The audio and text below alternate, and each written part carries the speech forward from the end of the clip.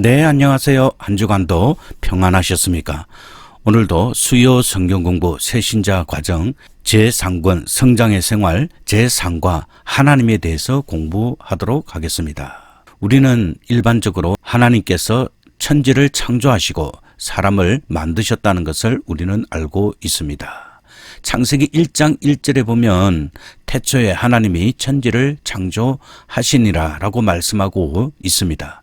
그리고 창세기 1장 27절에서는 하나님께서 자기 형상대로 사람을 만드셨다고 말씀하십니다. 하나님은 누구실까요? 당신은 하나님을 바로 알고 하나님께 영광 돌리는 일에 힘써야 합니다.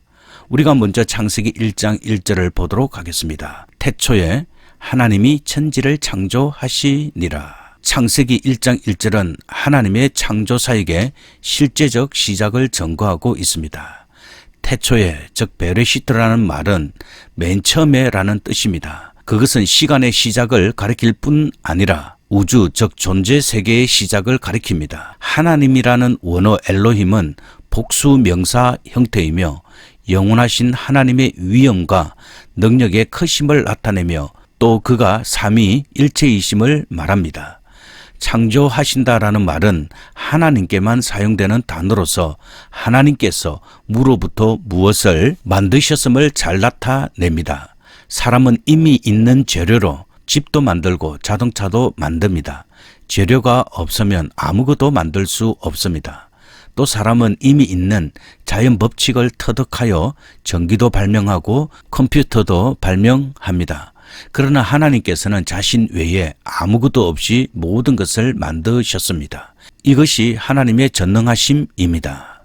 천지를 창조하기 전부터 계신 하나님께서는 영원하신 분이십니다. 태초에 물질이 있지 않았습니다. 따라서 물질은 우주의 근본이 아닙니다. 또한 물질은 영원하지 않습니다. 물질은 하나님께서 창조하심으로 존재하게 된 것뿐입니다. 하나님께서 우주의 근원이 되십니다. 그가 모든 것을 만드셨습니다. 이것은 세상에서 가장 근원적인 진리이며 또한 가장 중요한 진리입니다. 창세기 1장 27절 하나님이 자기 형상 곧 하나님의 형상대로 사람을 창조하시되 남자와 여자를 창조하시고 하나님께서는 사람을 자기 형상으로 창조하셨습니다. 여기에 사람의 가치성과 종기성이 있습니다. 형상이나 모양이라는 말은 특별한 차이가 없습니다. 사람이 하나님의 형상으로 창조되었다는 것은 사람의 영적 특성을 가리킨다고 봅니다. 사도 바울은 그것의 핵심을 지식과 의라고 말했습니다. 골로새서 3장 10절에 보면 새 사람을 입었으니 이는 자기를 창조하신 자의 형상을 좇아 지시기까지 새롭게 하심을 받는 자니라 라고 말씀하고 있고, 에베소서 4장 24절에서는 하나님을 따라 의와 진리의 거룩함으로 지으심을 받은 새 사람을 입으라 라고 말합니다.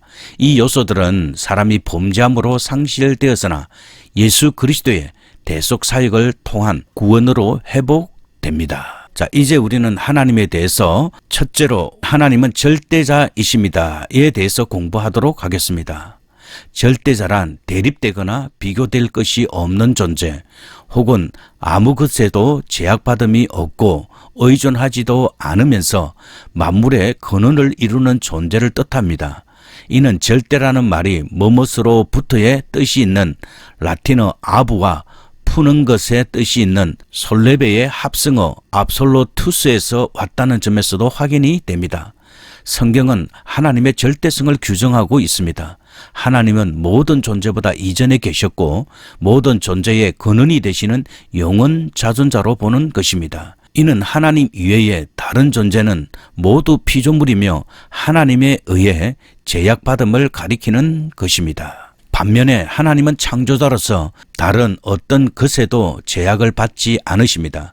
또한 절대자의 개념은 하나님께서 원하시는 바는 모두 현실로 되어짐을 가리킵니다.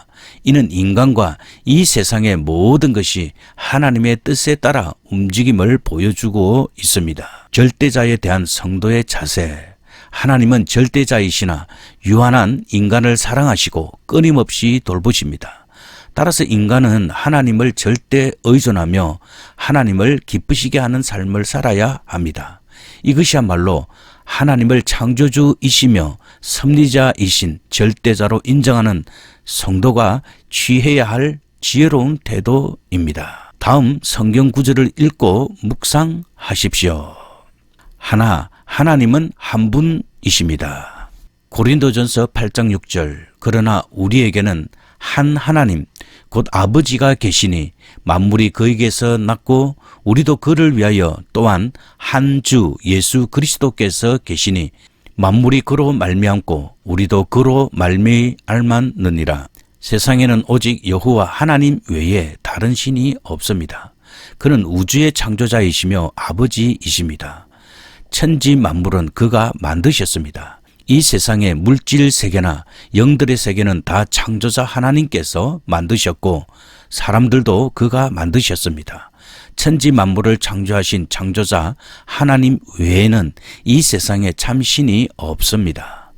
또한 주 예수 그리스도께서 계시며 만물이 그로 말미암았고 우리도 그로 말미암았습니다. 특히 신약 성경에서 예수를 주라고 부르는 것은 하나님이시라는 뜻입니다. 주라는 명칭은 하나님이라는 뜻을 가집니다. 그러므로 구약 성경의 여호와라는 하나님의 명칭은 고대의 헬라어 번역에서 주라고 번역이 되었습니다. 예수님은 영원하신 하나님이시며 우리의 크신 하나님이시며 참 하나님이시기 때문에 주라고 불리십니다. 둘째, 하나님은 전지하십니다. 역대상 28장 9절 내 아들 솔로몬아 너는 내 아비의 하나님을 알고 온전한 마음과 기쁜 뜻으로 섬길지어다. 여호와께서는 뭇 마음을 감찰하사 모든 사상을 아시나니 힘써 강건하며 그 일을 행할지니라. 전지란 모든 지식을 가진 상태, 모든 것을 아는 특성으로 정의됩니다. 하나님께서는 보이는 것이든 보이지 않는 것이든 당신이 창조하신 모든 것의 주권자가 되기 위해서는 모든 것을 아셔야 합니다. 하나님의 전능하심은 삼일체 아버지, 아들 그리고 성령이 모두 전지하십니다. 하나님께서는 모든 것을 아십니다. 하나님께서는 우리의 삶의 작은 순간들 뿐만 아니라 우리를 둘러싼 모든 것을 아십니다. 하나님께서는 심지어 참새가 땅에 떨어지는 것과 우리가 머리카락 한 올 잃어버리는 것까지도 다 아신다고 말씀하시기 때문입니다. 하나님께서는 역사가 종말에 이르기까지 일어날 일 모두를 아실 뿐만 아니라 우리가 미처 말하기도 전에 우리 속의 생각을 아십니다. 하나님께서는 아득한 우리의 마음을 아시고 심지어 모태에서부터 우리를 아셨습니다. 참고 성경은 시편 139편 1절에서 3절 그리고 15절에서 16절 말씀입니다. 꼭 찾아보시기 바랍니다. 솔로몬은 이 사실을 다음과 같이 완벽하게 표현합니다. 주는 계신 곳 하늘에서 들으시고 사하시며 각 사람의 마음을 아시오니 그들의 모든 행위대로 행하사 갚으시옵소서. 주만 홀로 사람의 마음을 다 아심이니다 라고 열왕기상 8장 39절에서 말하였습니다. 셋째, 하나님은 전능하십니다. 이사야 9장 6절 한 아들을 우리에게 주신 바 되었는데 그 어깨에는 정사를 메었고 그 이름은 기묘자 즉 놀라운 분이라 모사 상담자라 전능하신 즉 능력의 하나님이라 영존하시는 아버지라 평강의 왕이라 할 것임이니라. 바로 이사야 9장 6절은 예수 그리스도에 대한 예언의 말씀입니다. 여기에서 전능이라는 말은 모든 것을 의미하는 옴니와 능력을 의미하는 포텐트가 합성된 말입니다. 전지와 무소부재의 속성과 마찬가지로 우리가 아는 바와 같이 하나님이 무한하시다면 그리고 하나님이 주권자이시라면 결과적으로 하나님은 또한 전능하셔야만 합니다. 하나님께서는 모든 시간, 모든 방법으로 모든 것을 다스리시는 모든 능력을 갖고 계십니다. 욥기서 42장 2절에서 욥은 하나님의 능력에 대해 다음과 같이 말합니다. 주께서는 못하실 일이 없사오며 무슨 계획이든지 못 이룰 것이 없는 줄 아오니 욥은 하나님께서 당신의 계획을 이루시는 데 있어 전능하시다는 것을 알고 있었습니다. 사람이 창조를 하기 위해서는 도구와 재료가 필요하지만 하나님께서는 그저 말씀하셨습니다. 그러자 그 말씀의 능력으로 말미암아 무로부터 모든 것이 창조되었습니다. 여호와의 말씀으로 하늘이 지으심이 되었으며 그 만상을 그 입의 기운으로 이루었다고 시편 33편 6절에서는 말씀하고 있습니다. 또한 전능하신 하나님께서는 무엇이든지 하실 수 있습니다. 그런데 성경에서 말하길 하나님께서는 어떤 일들을 하실 수 없다고 할 때 그것이 하나님께서 그의 전능하심을 잃어버리셨다는 의미는 아닙니다. 예를 들어 히브리서 6장 18절은 하나님께서 거짓말을 하실 수 없다고 말합니다. 이는 하나님께서 거짓말하실 능력이 없다는 의미가 아니라 하나님께서 당신의 도덕적 완벽성 때문에 거짓말을 하시지 않기로 선택하셨다는 것을 의미합니다. 이와 같이 하나님은 전능하시고 악을 미워하심에도 불구하고 당신의 선한 목적을 따라 악이 일어나지 않도록 허락하기도 하십니다. 하나님께서는 당신의 목적을 펼치시기 위해 어떤 악한 사건을 사용하십니다. 인류의 속량을 위해 하나님의 완전하고 거룩하고 죄 없는 어린 양을 죽이신 그 지상 최대의 악한 사건이 발생한 것도 그러한 이유입니다. 성육신하신 즉 육체의 몸을 입고 오신 하나님이신 예수 그리스도도 전능하십니다. 예수님의 능력은 수많은 치유와 5천 명을 먹이신 사건, 폭풍을 잠잠하게 하신 기적들과 나사로와 야이로의 딸을 죽음에서 살리심으로 보여주신 삶과 죽음도 다스리시는 궁극의 능력 안에서 엿볼 수 있습니다. 죽음은 예수님께서 오신 궁극적인 이유로서 예수님은 죽음을 멸하시고 죄인들로 하여금 하나님과 올바른 관계를 맺도록 하시기 위해 오셨습니다.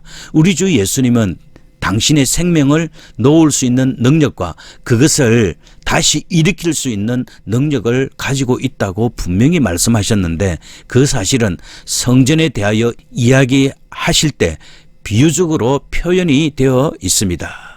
예수님은 만일 필요했다면 당신의 순환 시기 동안 당신이 구할 수 있는 12군단의 천사들을 부를 수 있는 능력을 갖고 계셨지만 다른 이들을 대신하여 자신의 목숨을 바치셨습니다. 바로 그 이유는 우리를 구원하시기 위함이었습니다.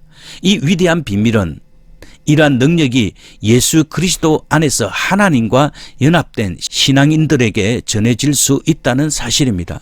바울은 그러므로 도리어 크게 기뻐함은 나의 여러 약한 것들에 대하여 자랑하리니 이는 예수 그리스도의 능력이 내게 머물게 하려 함이라고 고린도후서 12장 9절에서 말하였습니다. 하나님의 능력은 우리가 가장 약할 때 우리 안에서 가장 강해집니다.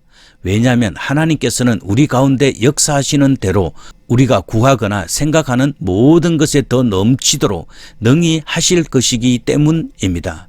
이것이 우리의 죄에도 불구하고 은혜 가운데서 우리를 계속 붙들어 주시는 하나님의 능력이며 그 능력으로 말미암아 우리는 실족하지 않습니다. 하나님의 능력은 하늘의 모든 무리에 의해 영원 무궁토록 찬양받으실 것입니다. 그것이 우리의 멈추지 않는 기도가 되어야 합니다. 넷째로 하나님은 어디에나 계십니다. 즉 무소부재하신 하나님이십니다. 시편 139편 7절에서 8절 내가 주의 신을 떠나 어디로 가며 주의 앞에서 어디로 피하리이까 내가 하늘에 올라갈지라도 거기 계시며 엄부에 내 자리를 펼지라도 거기 계시니이다. 내가 새벽 날개를 치며 바다 끝에 가서 거할지라도 곧 거기서도 주의 손이 나를 인도하시며 주의 오른손이 나를 붙드시리이다. 무소부재는 옴니프레젠트입니다. 접두사 옴니는 모든 것을 의미하는 라틴어에서 온 말입니다. 그러므로 하나님이 무소부재하시다라고 하는 것은 하나님은 어디서나 존재하신다는 말입니다. 그러나 때때로 어떤 상황에서는 하나님께서 적극적으로 당신을 나타내실 수도 있지만 다른 지역, 다른 환경에서는 당신의 존재하심을 드러내지 않으실 때도 있습니다. 성경은 하나님께서 분명한 방법으로 한 사람에게 나타나실 수도 있고 상황에 따라 어떤 주어진 시간에 모든 창조물들에게 나타나실 수도 있다고 말씀하고 있습니다. 하나님께서는 시공의 모든 영역에서 무소부재의 방식으로 존재하십니다. 하나님께서는 모든 시간과 공간 속에 존재하시지만 그렇다고 어떤 시간이나 공간에게만 지엽적으로 제한을 받으시는 것은 아닙니다. 하나님께서는 어디에나 또 매 순간의 현재마다 계십니다. 하나님께서는 당연히 사물의 모든 자연적 질서 안에 모든 방법, 모든 시간과 장소 안에 존재하십니다. 하나님께서는 인간 사건의 안내자로서 역사 속의 모든 사건마다 다양한 방식으로 적극적으로 존재하십니다. 하나님께서는 당신의 이름을 부르는 자들, 다른 이들을 위해 탄원하는 자들, 하나님을 사모하는 자들, 간청하는 자들, 죄사함을 받기 위해 진정으로 기도하는 자들에게 특별히 세심한 방법으로 존재하십니다. 더할 나위 없이 하나님께서는 당신의 아들 된 자, 주 예수 그리스도 안에 존재하시며 지상을 덮고 있으며 지옥문이 이기지 못할 온 교회 안에 신비롭게 존재하십니다. 다섯 번째, 하나님은 변함이 없으십니다. 다니엘서 6장 26절 내가 이제 조서를 내리노라. 내 나라 관할 아래 있는 사람들은 다 다니엘의 하나님 앞에서 떨며 두려워할지니 그는 사시는 하나님이시요 영원히 변치 않으실 자시며 그 나라는 망하지 아니할 것이요 그 권세는 무궁할 것이며. 다리오 왕은 그 나라의 모든 백성과 나라들에게 조서를 내려 그의 모든 백성들이 다니엘의 하나님 앞에서 떨며 두려워하라고 말했습니다. 또 그는 다니엘의 하나님께서 살아계신 하나님이시며 그의 나라가 망하지 않을 것이며 그의 권세가 무궁할 것이며 그는 구원하시는 하나님이시며 기적을 행하시는 자라고 증거했습니다. 하나님의 불변성, 즉 변함없으신 그의 성품은 성경 전체를 통해 분명히 볼 수 있습니다. 예를 들면 말라기 3장 6절에서 하나님은 선언하셨습니다. 나 여호와는 변하지 아니하나니. 야고보서 1장 17절에서도 하나님의 불변성을 볼 수 있습니다. 온갖 좋은 은사와 온전한 선물이 다 위로부터 빛들의 아버지로부터 내려오나니 그는 변함이 없으시고 회전하는 그림자도 없으시니라. 회전하는 그림자는 태양에 대한 우리의 관점을 말합니다. 태양은 가려지고 움직이며 그림자를 만드는 것처럼 보입니다. 또한 태양은 매일 뜨고 지고 사라집니다. 태양은 궤도를 따라 움직이며 특정한 계절을 만듭니다. 그러나 하나님은 빛 그 자체이시며 어두움이 없습니다. 하나님은 변함이 없으십니다. 하나님은 그분의 본성과 완전성, 목적, 약속, 은사에 변함이 없으십니다. 거룩하신 하나님은 악해질 수 없습니다. 빛의 근원이신 하나님이 어둠에 속할 수 없습니다. 온갖 좋은 은사와 온전한 선물이 하나님에게서 내려오고 그분은 악에게 시험을 받지 아니하시고 친히 아무것도 시험하지 않으십니다. 성경은 하나님께서 자신의 생각이나 뜻, 본성을 바꾸지 않으신다고 분명하게 말하고 있습니다. 하나님께서 불변해야 하는 몇 가지 논리적인 이유, 즉 하나님께서 변함이 없으신 이유가 있습니다. 첫째, 어떤 것을 변하게 만들려면 시간의 순서대로 진행이 되어야 합니다. 변경 전 시점과 변경 후 시점이 있어야 합니다. 그러므로 변화는 시간의 제약 안에서 일어나야 합니다.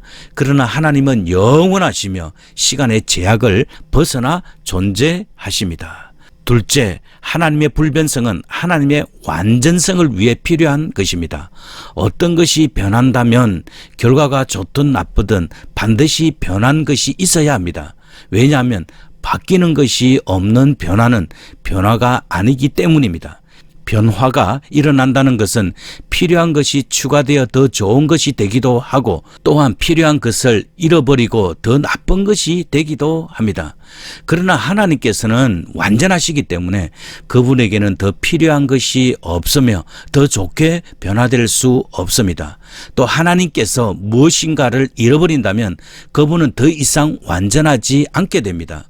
그러므로 하나님은 나쁘게 변화될 수도 없습니다. 셋째, 하나님의 불변성은 그분의 전지하심과 연관이 있습니다.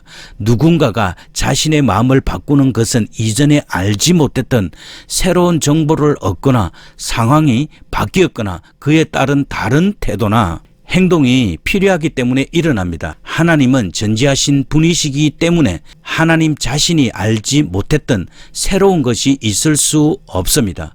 그러므로 성경에서 하나님께서 그 마음을 바꾸셨다고 말할 때 그것은 하나님이 아니라 상황이나 환경이 바뀌었다는 것입니다. 출애굽기 32장 14절과 사무엘상 15장 11절에서 29절 말씀에서 하나님께서 그 마음을 바꾸셨다고 말하는 것은 그 사람에 대한 뜻과 외적인 관계를 돌이키셨다는 말씀입니다. 민수기 23장 19절은 하나님의 불변성을 분명하게 보여줍니다. 하나님은 사람이 아니시니 거짓말을 하지 않으시고 인생이 아니시니 후회가 없으시도다. 어찌 그 말씀하신 바를 행하지 않으시며 하신 말씀을 실행하지 않으시랴. 그렇습니다. 하나님은 마음을 바꾸지 않으십니다. 이 구절은 하나님의 불변성에 대한 교리를 확증하는 구절입니다. 하나님은 변함이 없으시며 변하실 수도 없습니다. 네, 오늘은 우리가 하나님은 절대자이십니다에 대해서 우리는 6가지를 배웠습니다. 첫 번째로 하나님은 한 분이십니다. 그리고 두 번째는 하나님은 전지하십니다. 그리고 세 번째는 전능하십니다. 그리고 네 번째는 무소부재 어디나 계십니다. 그리고 다섯 번째는 하나님은 변함이 없으신 분이십니다. 그리고 우리는 다음 주에 절대자이신 하나님에 대한 마지막인 하나님의 영원하심에 대해 공부하게 될 것입니다. 그리고 하나님의 인격을 가지신 분으로 지정의에 대해서, 그리고 영이신 하나님에 대해서, 그리고 하나님의 도덕적 성품인 거룩, 의, 사랑에 대해서 공부할 것입니다. 오늘도 공부하느라 수고 많이 하셨습니다. 이제 기도하도록 하겠습니다. 살아계신 하나님 아버지, 당신은 이 세상을 창조하셨고 또 우리들을 만드셨습니다. 그리고 우리에게 절대자이신 하나님을 말씀을 통하여서 알게 하셨습니다. 한 분이신 하나님 앞에 우리의 삶을 온전히 드릴 수 있도록 주님께서 도와주시고 우리의 모든 것을 아시며 또 모든 것을 하실 수 있는 그 하나님 앞에 우리가 늘 의존되어 있음을 고백하며 하나님을 잘 섬길 수 있는 주의 거룩한 백성이 될 수 있도록 주님께서 도와주시옵소서. 하나님께서 어디에나 계심을 우리는 고백합니다. 따라서 우리가 하나님 앞의 삶을 성실하고 진실하게 믿음을 다하여 살아갈 수 있는 저희들이 될 수 있도록 주님께서 인도해 주시옵소서. 하나님, 세상은 너무나 빨리 변하고 있습니다.